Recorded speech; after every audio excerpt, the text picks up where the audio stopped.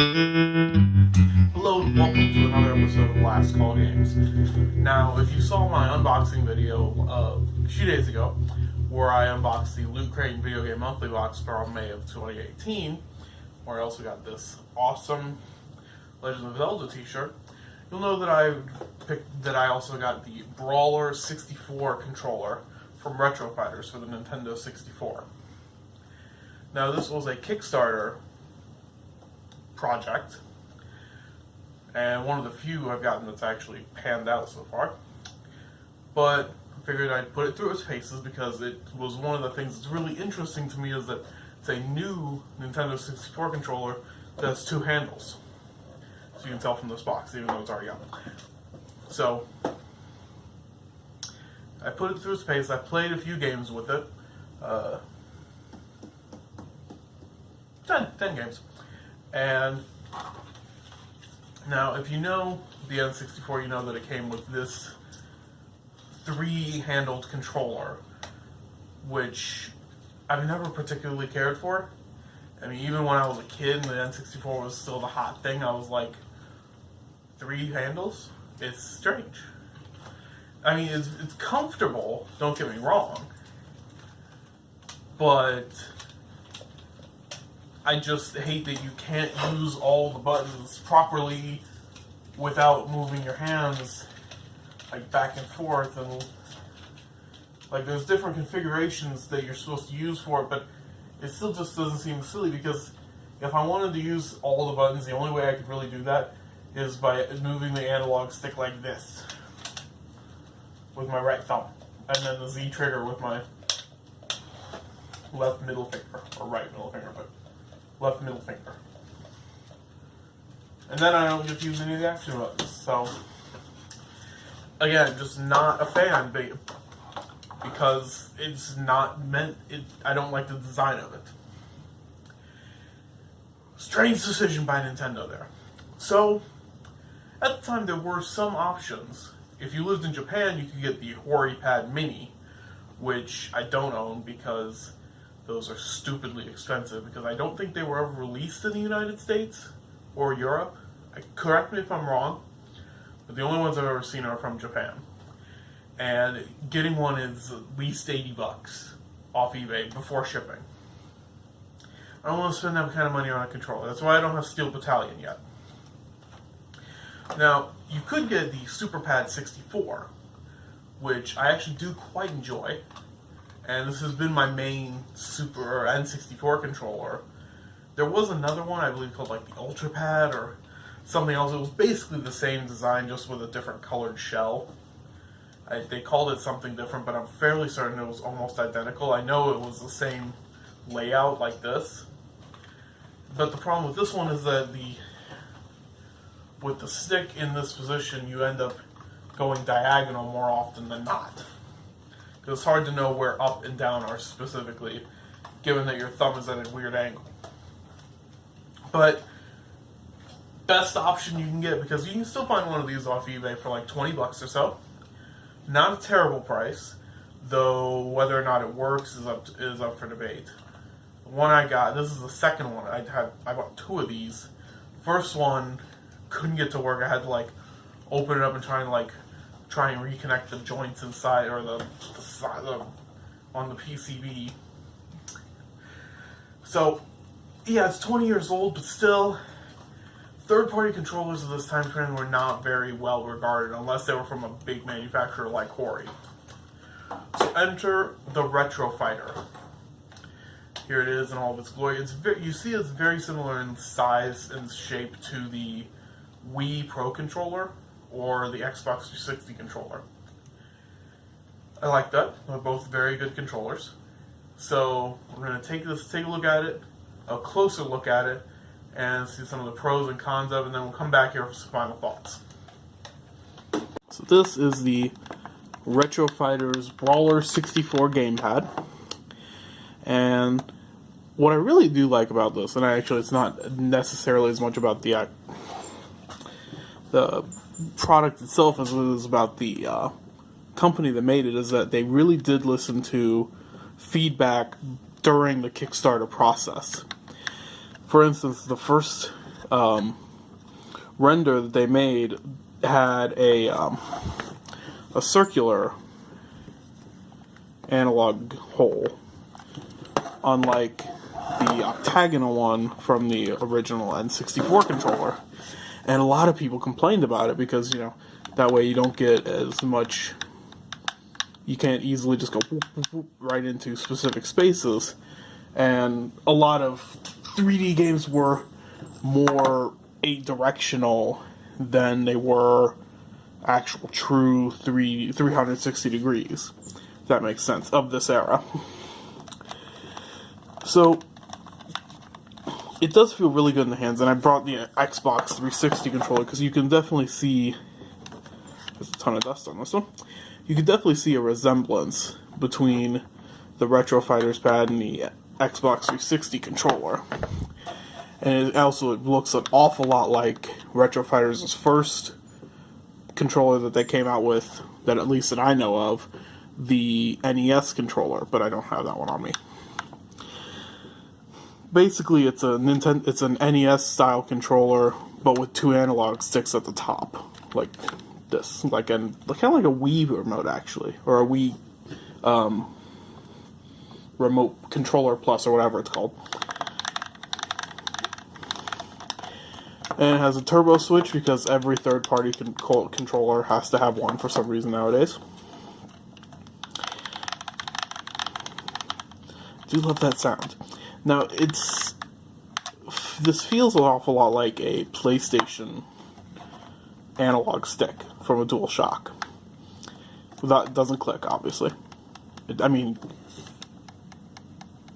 can hear that noise, but it doesn't actually click at all. But, however, I gotta say, I really do like the feel of this. It feels really good in the hands. And I really love the analog Z trigger. Now, the Z trigger on the original controller is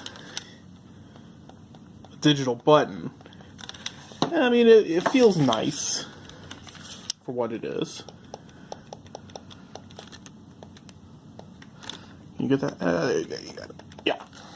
It feels nice for what it is, but I really do enjoy the analogs.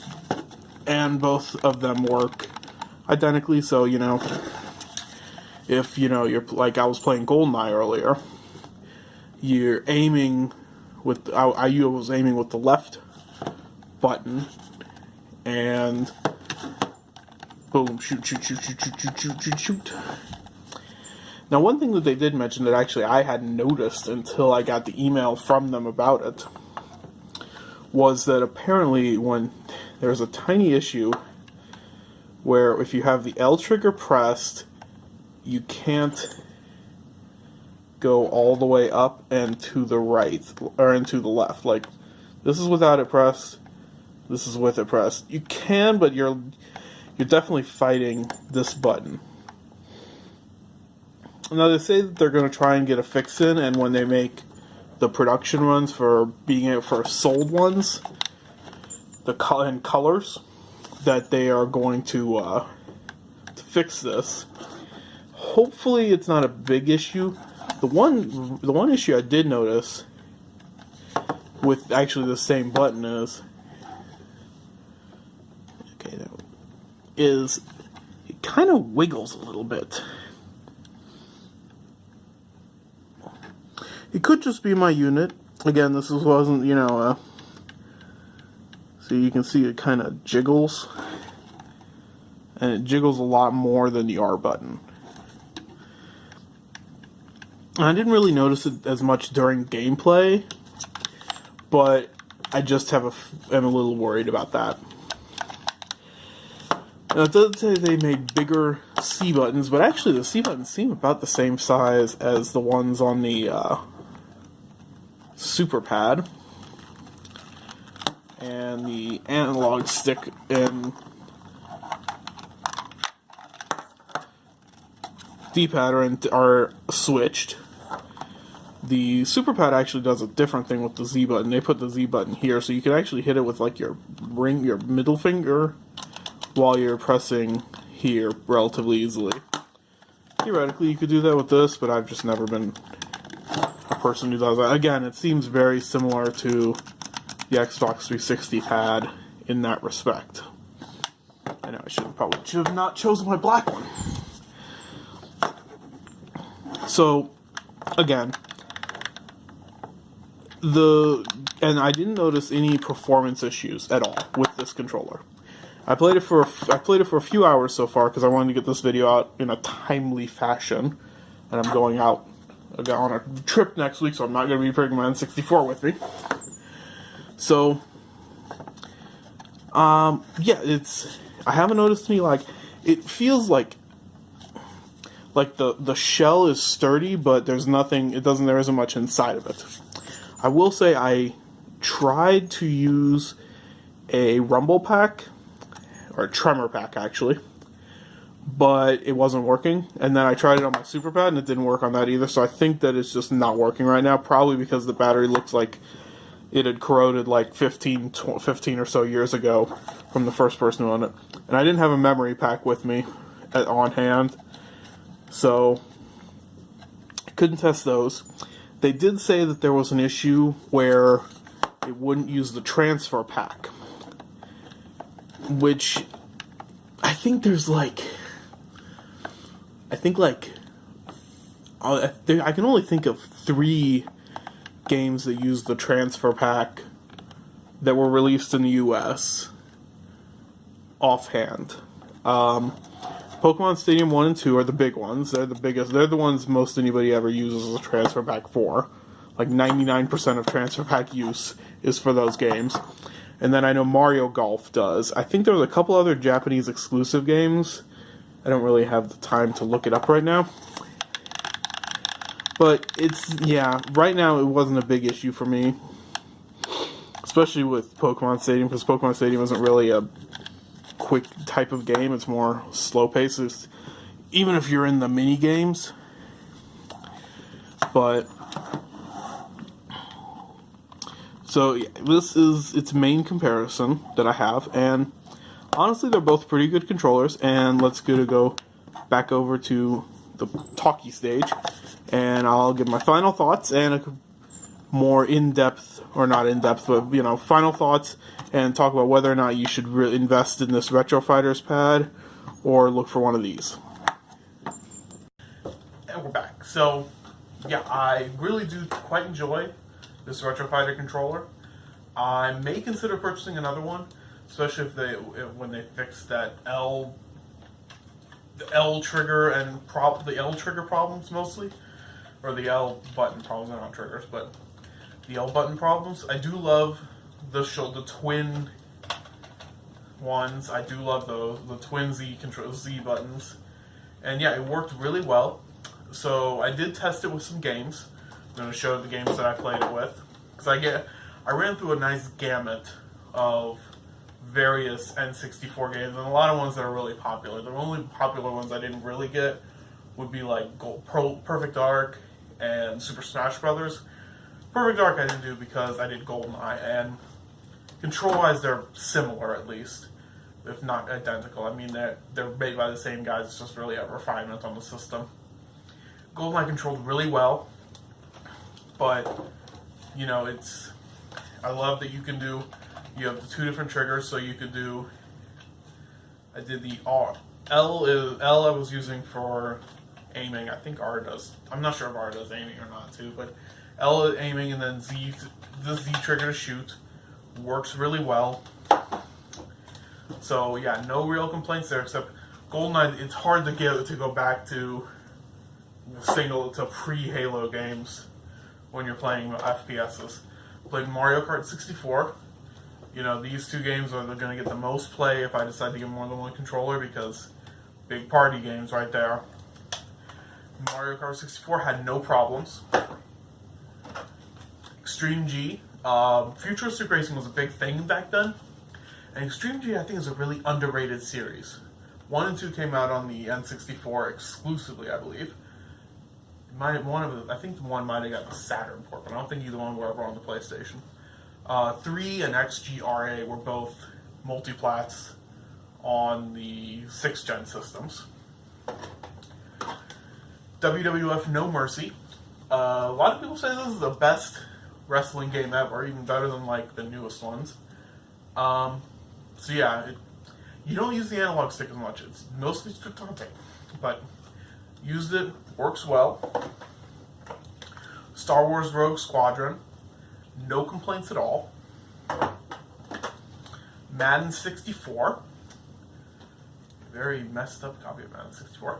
I wanted to use a sports game, because a football game especially, because then you would know about the dead zone, if there's like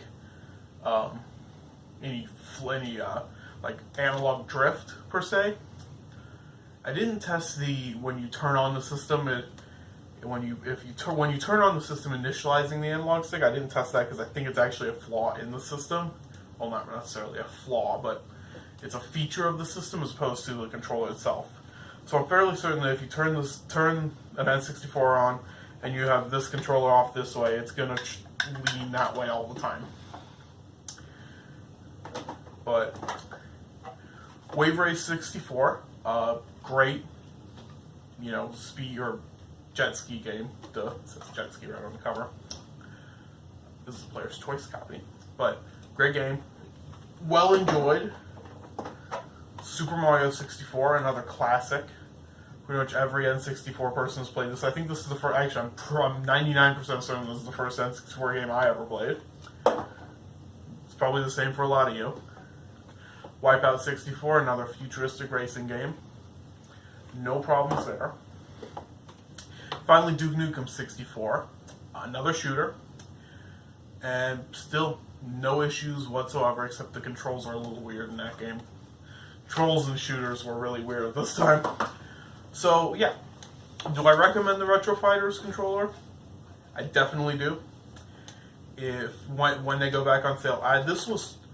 It was $20 on Kickstarter. It may be more expensive later when they release them again, or when they release production runs, because these are a production run, but I don't believe that these are for sale yet. I think will go on sale later when they make like a second batch. They may be more expensive. I don't think they'll be more than like $30 at the very, very most. Feel free to correct me, Retro Fighters, if you're watching. So yeah, compared to like the Super Pad, I think that I like the analog stick a little bit more. They're different, they're completely different analog sticks, but I think that I like this PS1 style one, or this PlayStation style one, better than the weird pseudo N64 style one. Love the D-pad. The buttons are great. So yeah, other than the L trigger issues that I mentioned earlier, haven't had any issues yet. Admittedly, I've only played about 3 or 4 hours because I know that's how much time I had for it. But definitely going to consider picking up another one, especially if they come out with one in this color style. So if you're listening. So that's all for this episode of Last Call Games. Make sure to tune in next time for whatever I'm doing next time.